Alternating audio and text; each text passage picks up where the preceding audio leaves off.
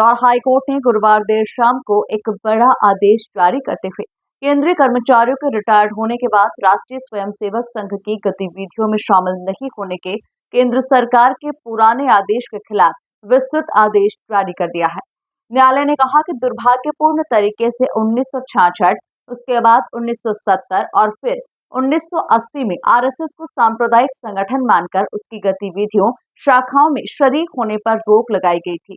इस पूरे फैसले के बाद केंद्र सरकार से रिटायर्ड हुए लोगों ने भी खुशी जाहिर की है। गुरुवार देर शाम प्रशासनिक जज एस.ए. धर्माधिकारी और जस्टिस गजेंद्र सिंह की डिवीजन बेंच ने आदेश जारी किया। हाई कोर्ट ने फैसले में कहा कि केंद्र गृह विभाग ने पिछले दिनों सर्कुलर में संशोधन कर दिया था। इसके बावजूद हम विस्तृत आदेश जारी कर रहे हैं, जिसमें न्यायाधीशों ने टिप्पणी करते हुए कहा कि केंद्र सरकार को अपनी गलती का एहसास होने और ये स्वीकार करने में 5 दशक लग गए, जिसके तहत आरएसएस जैसे अंतर्राष्ट्रीय स्तर पर प्रसिद्ध संगठन को गलत तरीके से प्रतिबंधित संगठनों की सूची में रखा गया था। न्यायालय ने ये टिप्पणी केंद्र सरकार के अधिकारियों कर्मचारियों के राष्ट्रीय स्वयंसेवक संघ की गतिविधियों में शामिल होने पर लगे प्रतिबंध के खिलाफ दायर याचिका का निराकरण करते हुए कही। मामले से जुड़े सभी पक्षों के तर्क सुनने के बाद कोर्ट ने फैसला सुरक्षित रख लिया था और गुरुवार देर शाम ये फैसला सुनाया गया। इस बारे में याचिका दायर करने वाले रिटायर्ड कर्मचारी पुरुषोत्तम गुप्ता के वकील मनीष नायर ने बताया कि उच्च न्यायालय का आज ये बहुत ही अच्छा फैसला आया है। ये ऐतिहासिक फैसला है। हमने सितंबर 2023 में एक याचिका लगाई थी। हमने याचिकाकर्ता पुरुषोत्तम गुप्ता, जो कि केंद्र सरकार की नौकरी से रिटायर्ड हुए थे, तो उनके माध्यम से ये याचिका लगाई थी और कोर्ट में हमने ये अनुरोध किया था कि केंद्र के कर्मचारियों को राष्ट्रीय स्वयंसेवक संघ जैसी एक प्रतिष्ठित संस्था, जो कि समाज सेवा और देश हित में काम करती है, ऐसी संस्था से जुड़े रहने या ऐसी संस्था के कार्यक्रम में भाग लेने के लिए जो प्रतिबंध 1970 और 1980 में लगाया गया है, उस प्रतिबंध को हटाया जाए।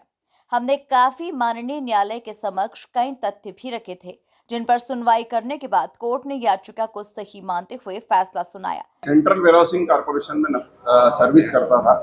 चूंकि ये एक सरकारी विभाग है, तो पिछले 39 सालों से संघ के कार्यों को, गतिविधियों को, इसके सेवा प्रकल्पों को और राष्ट्र में जो विपत्ति आती थी, उन विपत्तियों में ये अग्रणी रूप से भाग लेते थे और निस्वार्थ भाव से अपना पैसा लगा के, समय लगा के सबसे पहले पहुंचने वाले संघ के कार्यकर्ता रहते थे। तो मैं इसको काफ़ी जानना चाहता था नज़दीकी से कि ऐसे संघ का कैसे व्यक्तियों का निर्माण करता है कि समाज में ये सबसे अग्रणी रूप से काम करते हैं और सेवा और बस्तियों के क्षेत्र में, शिक्षा के क्षेत्र में। तो चूँकि सरकार ने इस पर कोई भी सरकारी कर्मचारी को 7 साल की सजा है या उसको सेवा से बर्खास्त किया जा सकता है, ऐसा प्रावधान था। तो कोई भी सरकारी कर्मचारी चाहकर भी राष्ट्र सेवा नहीं कर पाता था, विपत्ति में सेवा नहीं कर पाता था, क्योंकि उसको 7 साल की सजा का डर रहता था। क्योंकि मैं सेवानिवृत्त हुआ, तो सेवानिवृत्त होने के बाद मैंने काफ़ी अध्ययन करने के बाद ये सोचा कि क्यों ना सरकार ने 1966, 1970, 1980 में प्रतिबंध लगाए बिगर किसी कारण के। तो अध्ययन करने पे कहीं भी लगता नहीं है कि इसने कोई ऐसा राजनीतिक कार्य या देश के विरुद्ध कोई कार्य कराओ। तो ऐसा क्या है इस संगठन में कि अच्छी सेवा करने के बाद भी ऐसे संगठन पे प्रतिबंध लगा रखा है। तो मैं 2023 में, सितंबर 23 में कोर्ट में गया, इंदौर हाई कोर्ट में, और मैंने एक अपील दायर करी कि मैं अपने सभी कर्मचारी, हम लोग भाग लेना चाहते हैं संघ की गतिविधियों में, तो क्यों नहीं ले सकते हैं, इसका मुझे कारण जानना था। तो कल 5 बार सरकार से जवाब मांगने के बाद भी जवाब नहीं आया और सिर्फ उसको प्रतिबंध हटाया गया, जबकि कोर्ट ने ये माना कि भाई 50 साल तक सरकार ये प्रूफ नहीं कर पाई कि इस पर प्रतिबंध क्यों लगाया, 3 बार प्रतिबंध लगाने का क्या कारण था।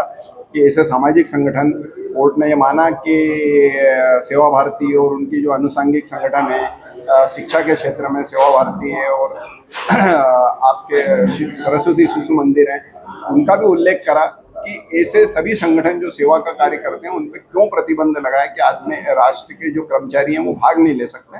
तो कल फैसला बहुत सुखद, अभिभूत हैं, सभी कर्मचारी बहुत खुश हैं इससे।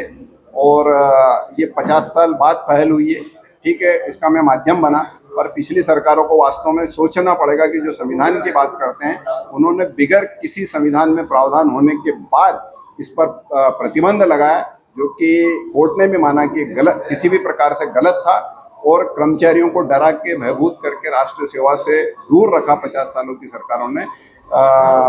जो विपत्ति में, शिक्षा में, सेवा में कार्य कर सकते हैं उसका एक मौलिक अधिकार का उल्लंघन करा सरकारों ने।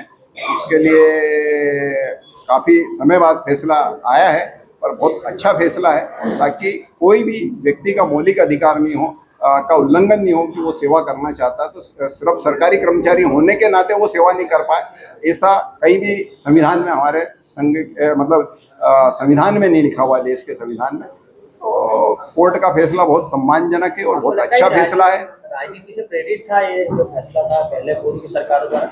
हाँ, अब वो उनका कारण क्या होगा, वो राजनीतिक द्वेष भी पालती, बहुत सारी सरकारें रहती है जिसको द्वेष की भावना रहती है, जो कोई अच्छा कार्य करते हैं उनके को रोकना चाहती है कि राष्ट्र अच्छा कार्य करे, लोग, गरीब लोगों की सेवा हो। तो उन्होंने कुछ सोच के राग द्वेष रहा होगा, इसलिए प्रतिबंध लगाया। 3 बार प्रतिबंध, एक बार ऐसा नहीं है कि प्रतिबंध लगाया फिर हटा, 3 बार प्रतिबंध लगाया। यही समझ से परे था कि, और बिगर कोई कारण के, कोई उनके पास कोई कारण है कि कोई कार्यकर्ता ने देश के विरुद्ध या संघ ने कोई अनैतिक कार्य करा हो या कोई राष्ट्र विरोधी कार्य करा हो तो प्रतिबंध लगाया जाए। एक आतंकवादी संगठन पे प्रतिबंध लगाना था तो एक हिंदू संगठन पे भी प्रतिबंध लगा दिया। तो ये फैसला मेरे को कहीं ना कहीं गलत लगता था कि ये सरकारों ने गलत करा है, पिछली सरकारों ने। तो मेरे को न्यायालय में जाना पड़ा और न्यायालय का फैसला स्वागत योग्य है कि वास्तव में न्यायालय ने भी माना कि